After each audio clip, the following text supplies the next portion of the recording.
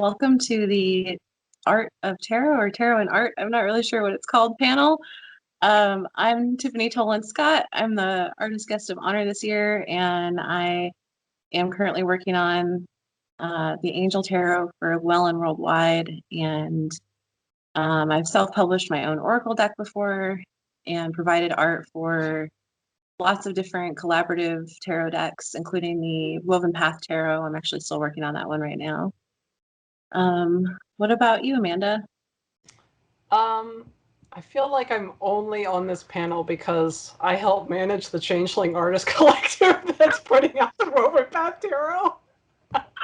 I have absolutely no experience in making art for tarot. I had several tarot decks growing up. I'm no stranger to tarot. And I have thought about on a few occasions making an oracle deck, but I haven't tread there yet. I am making a card for the Woven Path Tarot. Mine is the Ace of Coins. It's still in progress because life has been extremely cruel to me. But it is coming. It is coming. But yeah, you know, I do help manage the collective with Rachel Quinlan, the founder. So you know, a lot of what you see behind the scenes is her and I brainstorming all the ideas and projects that we. Yes, there is a lot of this. We were actually talking about that yesterday, talking about Kickstarter dates and what we still need to do, and yeah. But yeah, I don't. Other than that, I don't have a whole lot of experience making art for tarot. So this has been it's been interesting. It's been interesting being on this other side of things. Whereas before, I guess I would say, you know, I was a consumer of tarot. Yeah. What about you, Melissa? Well, so I grew up in the religious tradition of the Golden Dawn Kabbalah. And my dad, from a very early age, made me memorize the tarot. And it's specifically like the Rider-Waite deck and all of its symbolism, and I had to keep a little journal and stuff. And so I became very familiar with the tarot. He gave me my very own tarot deck when I was 15. It was the Morgan Greer deck, and from there I just kind of I used to do a daily reading, twice daily, and then like keep a diary.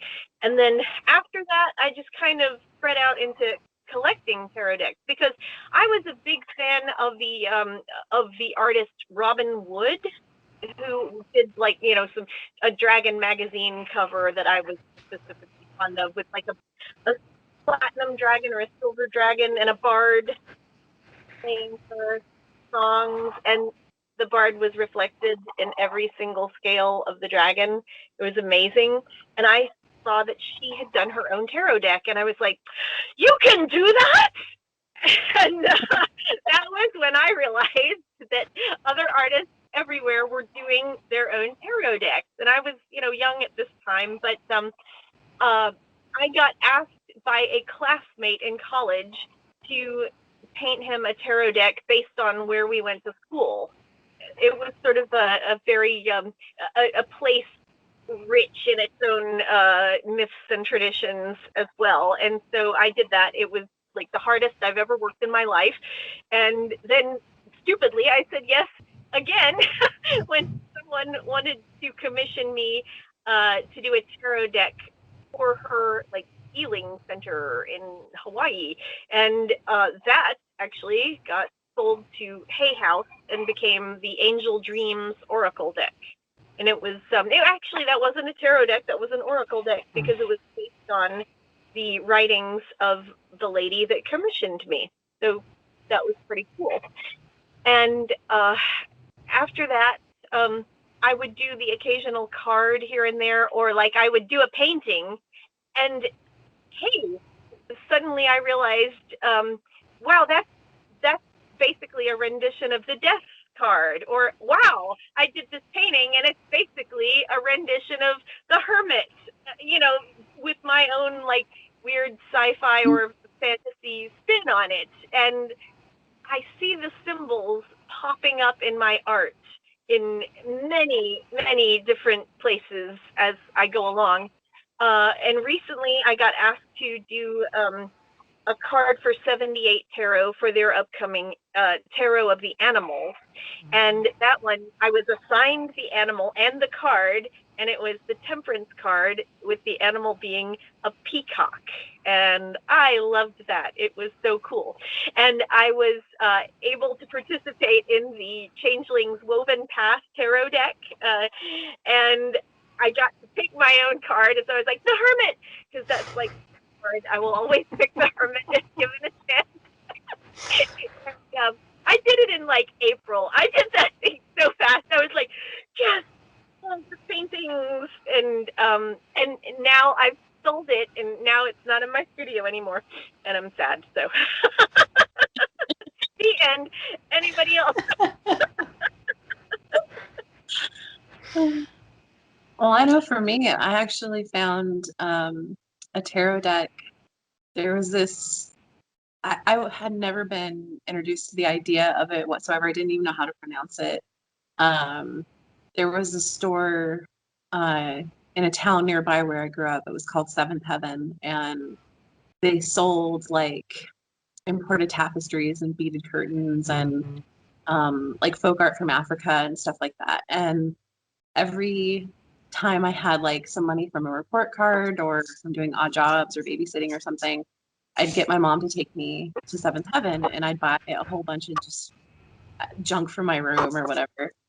And one time they had this little tarot deck, and it was a used deck, which I know is kind of, some people won't touch them. But and the box was really worn, so someone had taken it out and looked at it a lot at least.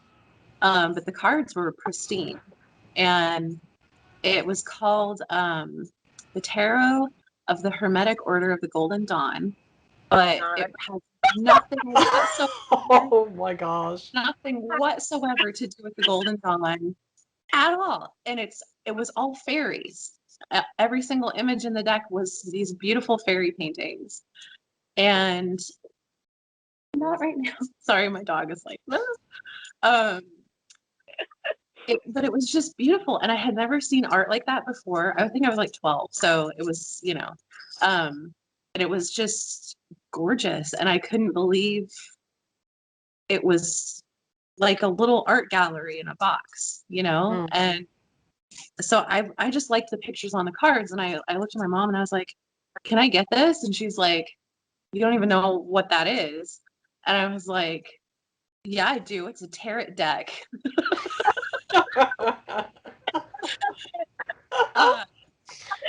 Yeah, so she let me get it. And then I just carried it around for, I don't know, months after that, because I didn't know I didn't know what any of it meant. It didn't come with a booklet or anything. But I just liked to take it out and look at the pictures. So for a long time, I just had this little deck, and eventually I bought another copy of it, and thankfully they changed the name to something. I think it's the Enchanted Tarot of the Fae Folk or something now, but most of the decks that I bought as a teenager, I bought because of the art. Yeah, I can't even remember the names of all of them now. Yeah, I can't even remember. I did find a used copy, I think, of one. I was curious if it was still out there, like being published, but I don't remember the name of it. But it had just beautiful, beautiful art. Yeah, that was what attracted to me to them. Mostly was the art. But as far as like creating a deck, oh gosh, again, that's like putting me in this limitation.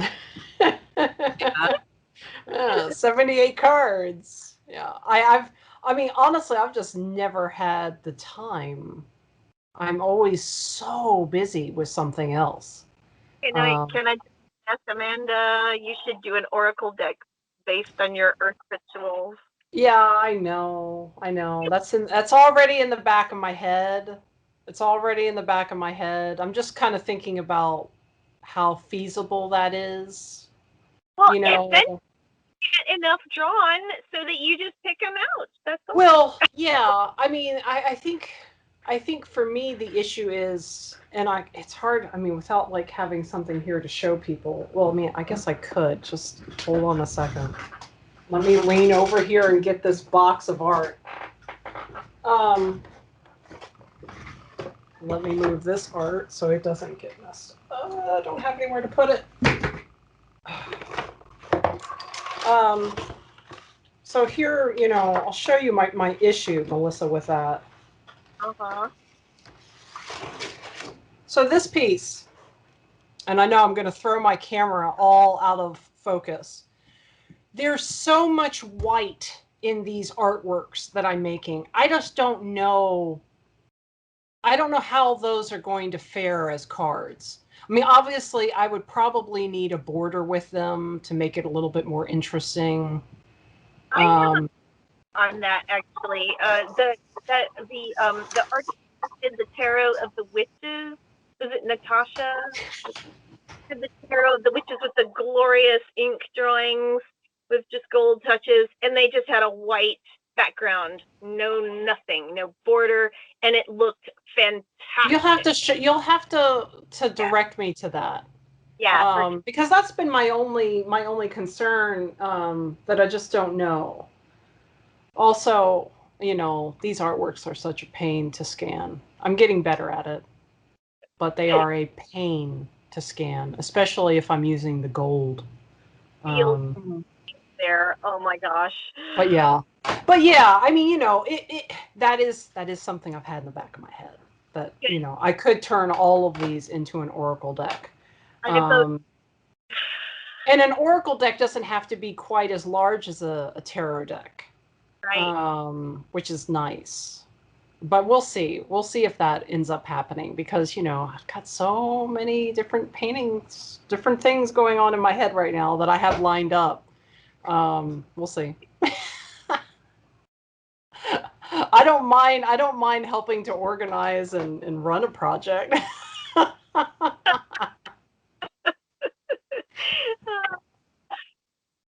Yeah.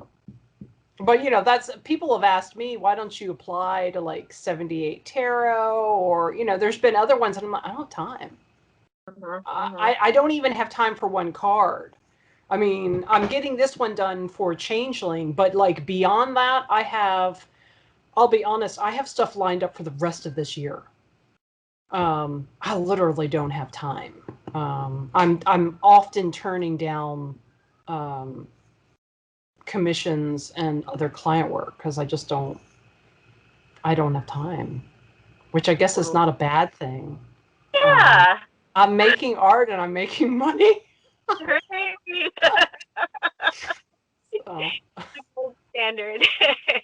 Yeah. I've been very busy.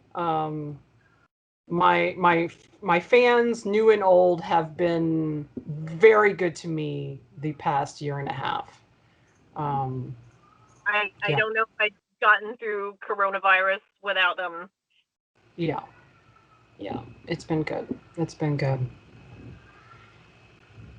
Yeah, But yeah, it's been a rough year, and I was surprised. I really thought things would be a lot worse last year without there being any shows, but I sold a lot of art off of my website, like a lot more than normal. So yeah. Were you surprised when? I mean, I'm not saying surprised from like, oh my gosh, they asked me to do a tarot deck, but were you surprised from like an economy standpoint that, oh wow, they're still approaching artists to do tarot decks? Like, things must be going pretty well on the publishing front. honestly, it was so. I had gone in 2019 at Mystic South, there was an opportunity to meet with one of their acquisitions editors. And I took a copy of my Oracle deck and I went and I talked to her, and was actually the acquisitions editor for books and writing and not for art, but she took it back with her to the main office to give it to them. And then I never heard anything about it. So I just kind of forgot about it. And then in like November, I checked my email and there was this email. It was kind of lengthy. And the person introduced themselves and said they work for Llewellyn, and they wanted to know if I would do this deck. But at that point, it hadn't actually been greenlit. So the two pieces that I would make would be like speculative, and I might not ever get paid anything for them, right? Right. And so I kind of sat there for a little bit and I read it like 5 times. And I was like, this has to be a scam. There's no way this is a real email from Llewellyn. Like this has to be a scam. I was like, well, okay, you can email them back and you can ask them questions, like ask them like 20 questions. And if they give you like real answers, then maybe it's not a scam. So the idea of like the economic factors did not even cross my mind, because even after I had done the first 2 sample pieces and turned them in and they approved it, I was like, any day now I'm going to find out this is a scam. I just know it. Somebody just wanted to get a couple, like 3 pieces of angel art out of me, and this is a scam, and I'll believe it when the check comes. And then the first check came and I was like, I'm going to cash this and it's not going to clear. It's going to bounce. And then it did clear and I was like, oh God, I had to do this now, don't I? Yeah. Yeah, it's a big, and I've done it before. Yeah. And I did an Oracle deck that was 60 cards, which is pretty close to the 78 for a tarot deck. And I did it before, and I know I've done it before, but if I actually sit down and think about how many paintings I have left to make for the Angel Tarot, my brain just kind of yeah, I think you can't focus on that. You just have to kind of focus on, okay, I'm doing this card now. And yeah. And I would like think about the number that I had remaining, and I would just be like, ah. It's like climbing a cliff, and then just like out of curiosity, looking down to see how far you've climbed. It's like your brain just sort of freezes up for that second. It's exactly like that. And then you just have to focus on your hands and one grip at a time. Yeah. Every time I do it, I say I'm never doing it again. And I don't learn. Well, yeah. I can relate to that with gold paint. Yes! But you're so good at it. Oh, you're so good with the gold paint. I don't know how you do the lines. I secretly hate it. Well, no, let me I don't hate painting it. I don't hate using it. It's what comes after, trying to photograph it and scan it and do some digital magic to make it like somewhat appear like it does in the original. Yeah. If I had one wish as an artist, it would be to have an assistant that did nothing but scan and color correct my works. Because like I start staring at that screen and I'm just like, what is color? Is that what it looks like? Does that look like that? I don't know. I'm gonna go lie down. And think about doing that 78 times for art that you're sending to the client. Now, in your case, Tiffany, you're working in oils, right? So are you photographing? Or are you bailing? Usually what I do is I scan them. I work on paper, so because the photographing thing is just I know. even with the like photo weave thing in Photoshop, every Yeah. once in a while, it'll do something crazy where it'll like grab a random object in the background and think that that should be attached to the painting, like in the middle of it somehow. And I don't know. Even Had that with happen. Photoshop, it's hard. Yeah. Yeah. So Back I when just been scanning them. you what did you say? I'm sorry. Oh, I've just been scanning them. Yeah. Yeah. Back when I first started working with Llewellyn, because I am a dinosaur, I I didn't scan anything. I didn't photograph anything. I sent them the physical copies, Oh, the wow. originals. I mailed them up. I wrapped them very soundly, and I insured them to within an inch of their life. And I mailed them to them, and they scanned them and photographed them and whatever they did.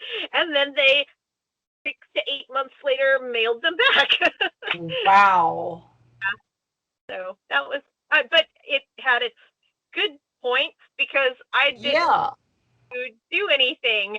But it's funny. I remember sort of, I used to do like a lot of the little black and white line illustrations for Magical Almanac. And I remember the very first time I was able to request, hey, can I do these with a stylus on my tablet instead of as ink drawings? And that was like a huge big deal. She asked to see my line quality with the tablet first, and got all that out of the way. That was super fun. So thank you for this trip down memory lane. I feel so much better having unloaded that.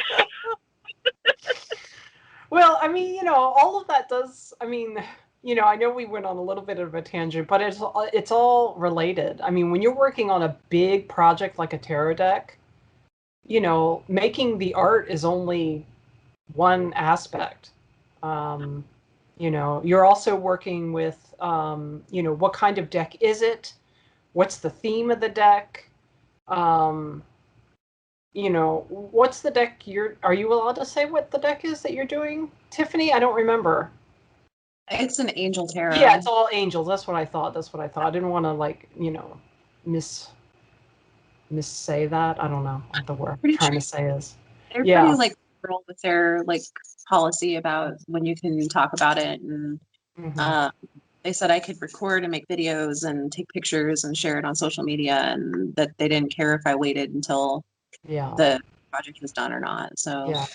Well, I mean, that's wise of them, honestly, because it helps to start building, the audience.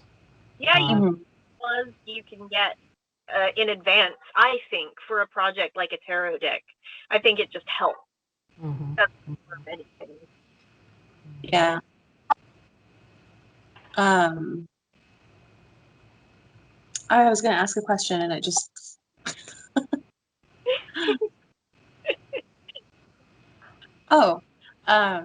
When you work on tarot projects, how closely to the original imagery? Like, a lot of people associate the Rider-Waite Smith deck with being like the correct images. How closely to that do you stick, or do you just throw that out completely? It's funny because I do honestly think it's a bit of a hindrance, me having been raised on that, because it is my first impulse, and yet subconsciously, when I'm like just doing a painting and it turns out looking like a tarot deck, it's like, oh, that's perfect. That's exactly how much departure you should have from a tarot deck. But in the case of my 78 tarot of the animals, Peacock Temperance, I thought it would be kind of perfect to stick really closely to the Rider-Waite symbolism and have the Temperance angel be the peacock.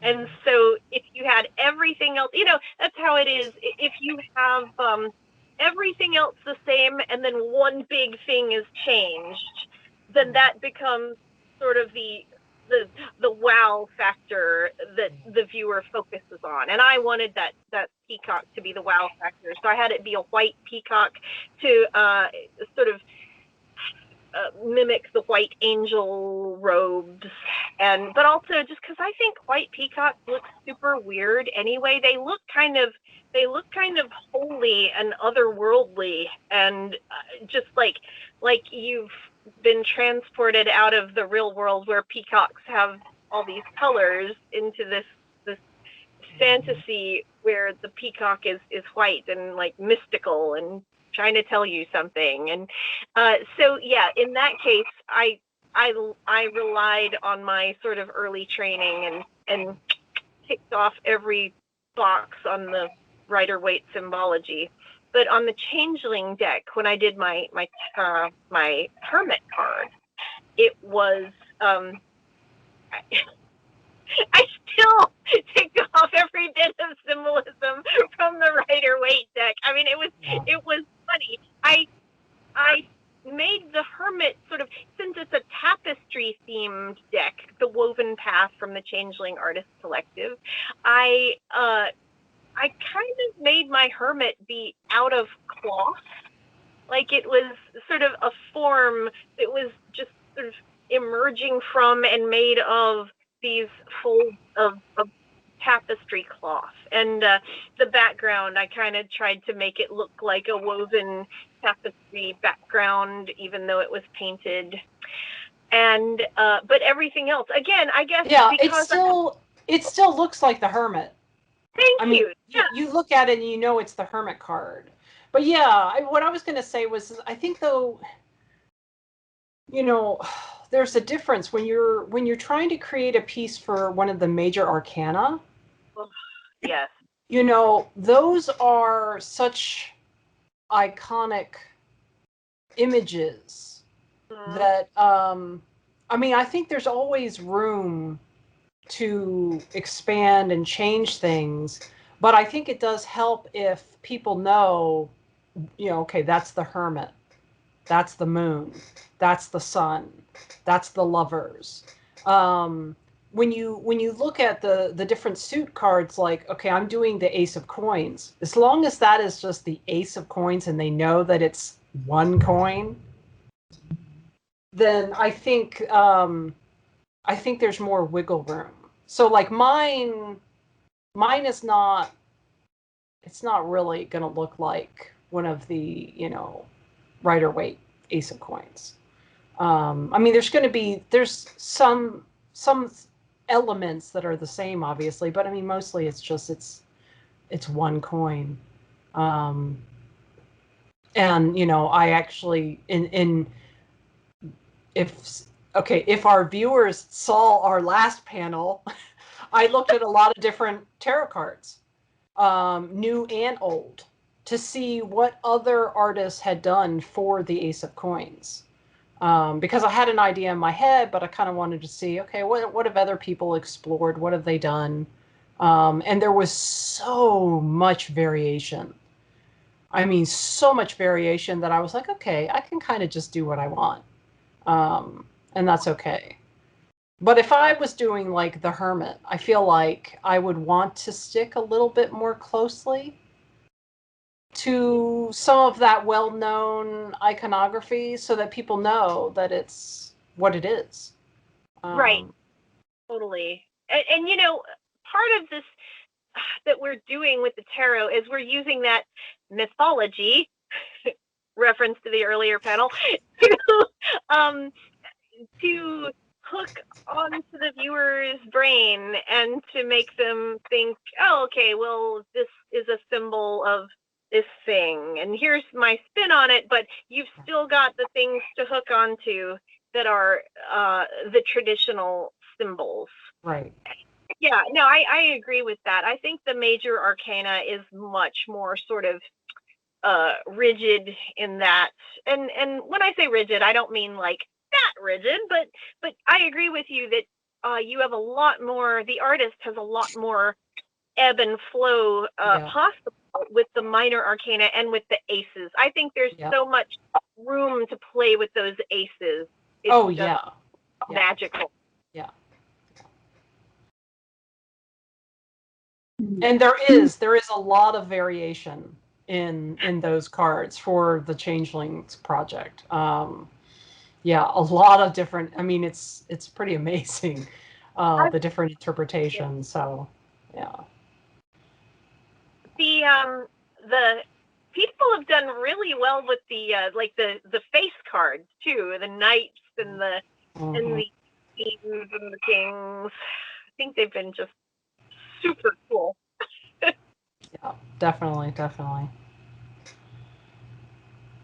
Yeah, I think, some people really, I have never been able to memorize what the cards mean. I still don't really read tarot cards. I just like them. I don't know. And but I have heard from people that they rely on the visual imagery to remember what it means. And I guess to me, I just always thought like if you read tarot cards, then in your brain you already know that like Five of Swords means like dut dut dut. And it never occurred to me that like you would actually look at it and go, oh, there's that. That means this thing.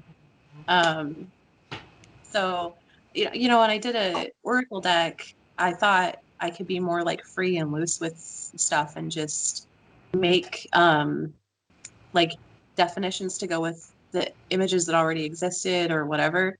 But people got really upset sometimes because they could not relate it to tarot cards and they couldn't relate the meanings of the tarot cards to the oracle cards. And I was like, well, it's not a tarot deck, it's an oracle deck, but for some people they just needed those things in there. They could not make sense of it without those images in there.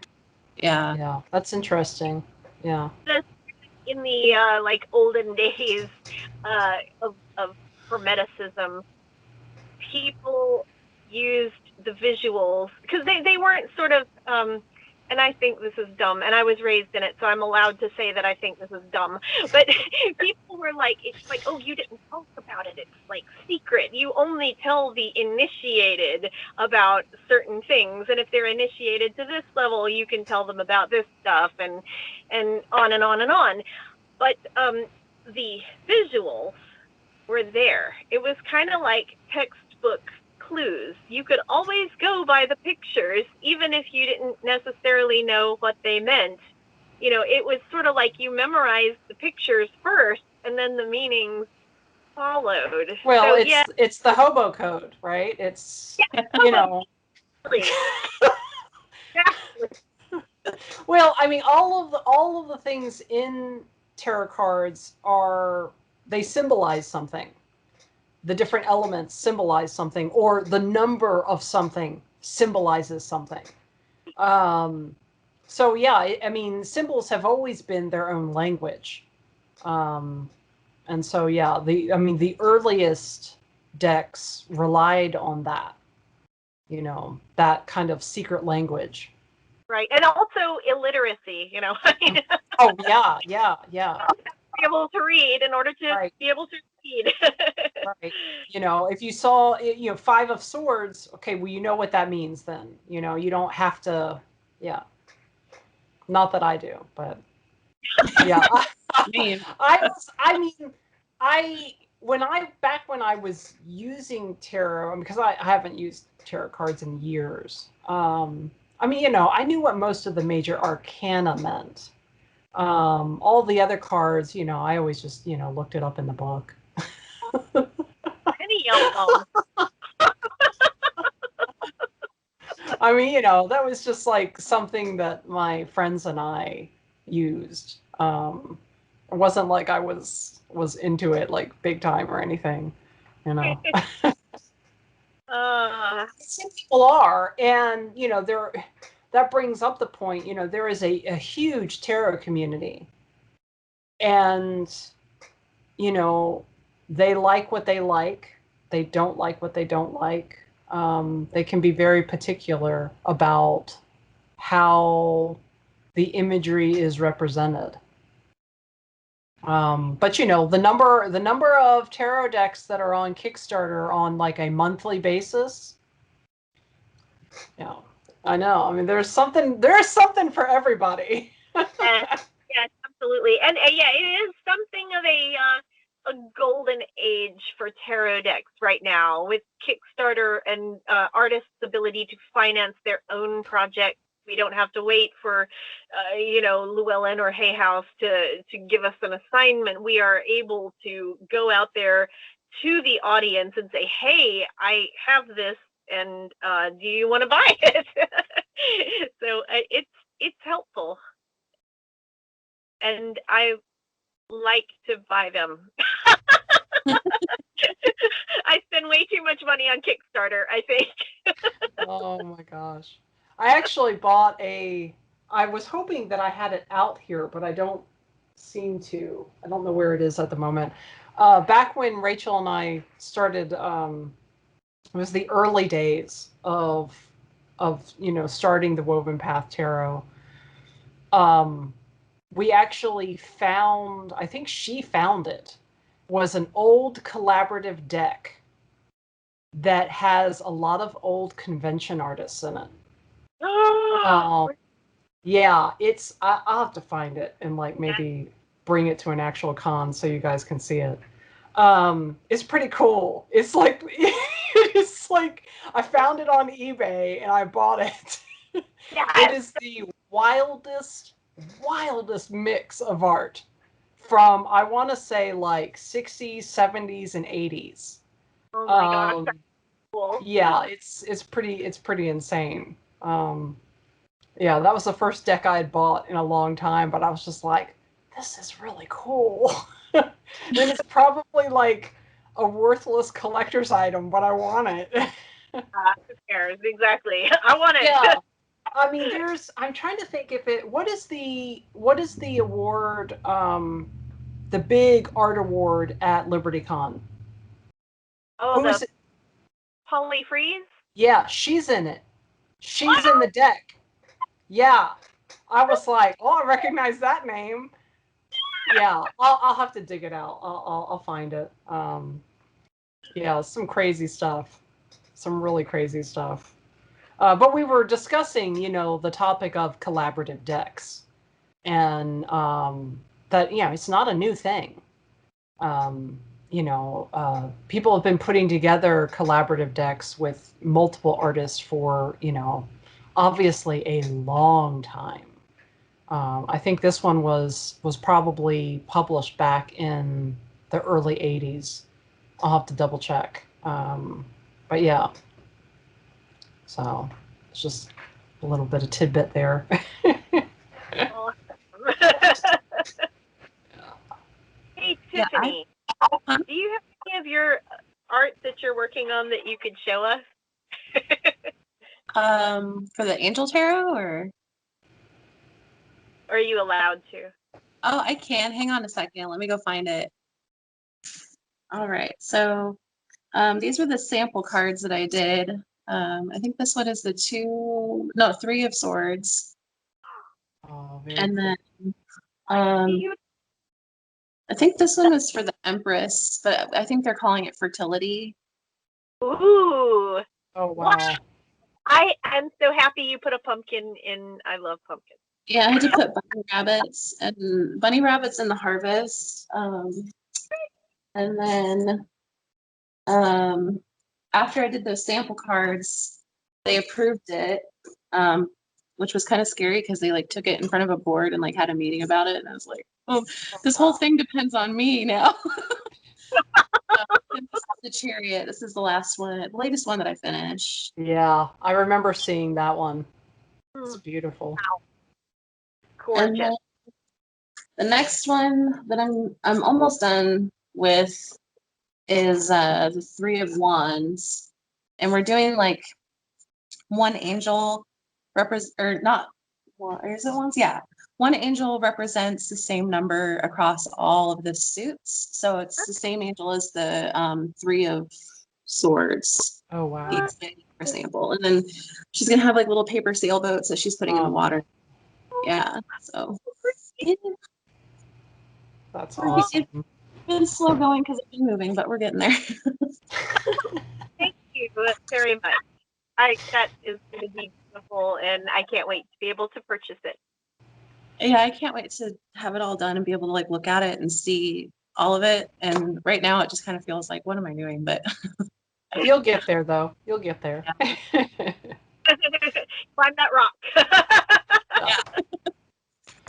So I found the collaborative deck that I bought on eBay. I'll hold this up for everybody to see. So I was right. This was published in 1980. And yeah, we won't talk about how much I spent on it. Probably more than I should have. I mean, it wasn't outrageous, but even has the original booklet. Yeah, in fact, on the back of this, it does say compiled and edited 1969 to 1980. So yeah, I was right about that. But inside the booklet, it has the meanings for all the cards, and it also has the artist who did the card. Read off some names. Yeah, here's the back design. Yeah. And just to give you a little kind of a sample here of the craziness that is inside. Oh yeah, here we go. Hold on. I'm getting these out of order, but it'll be fine. I mean, it's just so, the art is so different. Okay, so we have here the High Priestess, kind of an Art Nouveau. Right. And then we have Temperance. Wow! Yeah. Yes. Yeah. And let's see.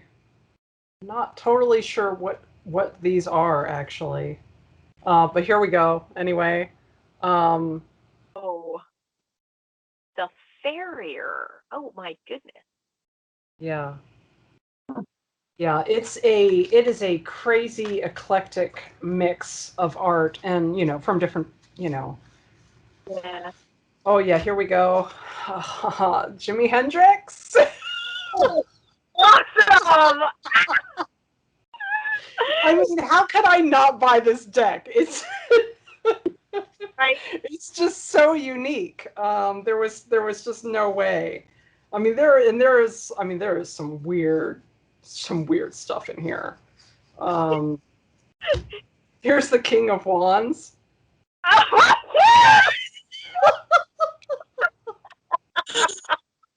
Yeah. Anyway, so yeah, I don't know if this. I actually would love to know what was the earliest collaborative deck,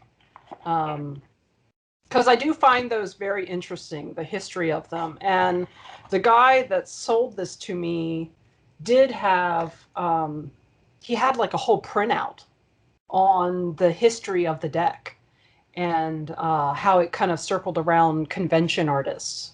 Because, I mean, we think of conventions and fantasy art and all of that as kind of a more recent fad.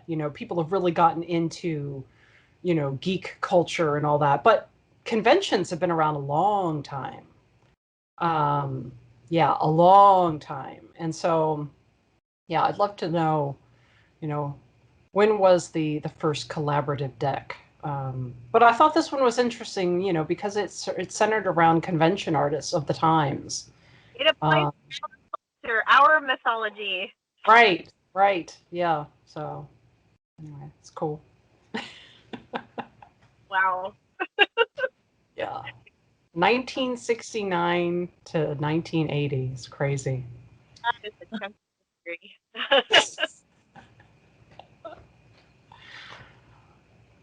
Yeah. I I don't know. actually found out. I don't know. Did you either of you know this, that the Rider-Waite deck was actually illustrated by a woman? I had heard that. Yes. And they never call it the Rider-Waite Smith deck, although people are starting to call it that now.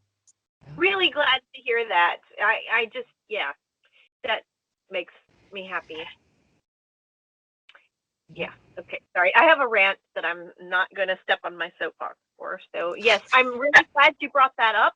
and I'm really glad to hear you say Rider-Waite-Smith, because that's something that I feel that I should get into the habit of doing myself. So yeah, I call it the the Watson-Crick-Franklin model of DNA. So Right. I mean. Yeah, I don't remember what it must have been a podcast or something that I was listening to, and they were talking about that particular deck, and it was funny because her experience illustrating it is not terribly dissimilar to the experience that most of us have nowadays. Like the amount of work that goes into it is tremendous. The amount of pay that you get up front is not that great. And she kind of had her own struggles, I think, with the imagery and the symbolism, and but now everyone defines it by the symbols that she came up with for her illustrations. And I don't know, it was really interesting. I wish I could remember what show I was listening to that they were talking about that on, because it was really interesting. I guess I kind of imagine that whoever painted the pictures for that deck must have gotten paid like $1 gajillion because everyone in the world uses it, right? So I thought, well, that person must be like rolling in dough, but no, she wasn't. Nope. $25 and a cabbage or something. Yep.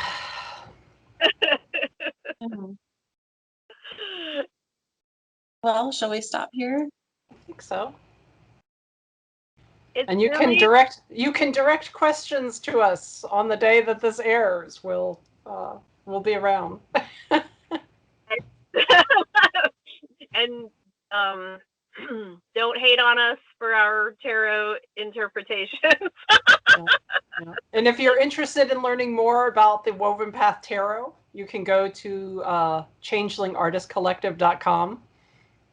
We have a little link up in our menu that lists all the artists involved. I actually need to probably update that and add you, Tiffany. Okay. Oh. It's a project that keeps evolving. So. Yeah. Collaborations are always like that. Yes. I'm always scared of the due dates for those projects. I'm like, oh yes, you have to have it due by such and such, and I'm like, I'll finish it in 5 minutes. Here, make sure it's in, and then like trickling in 3 years later. Oh, finally we're done. Oh my God! Don't shame me. No. No one in this room is involved. Well, you can find me at spellboundbrush.com and Amanda Makepeace. I'm at amandamakepeace.com. And Melissa? I'm Melissa Gay, and you can find me at melissagay.com. All right. Thank you for joining me. Thank you. That was great.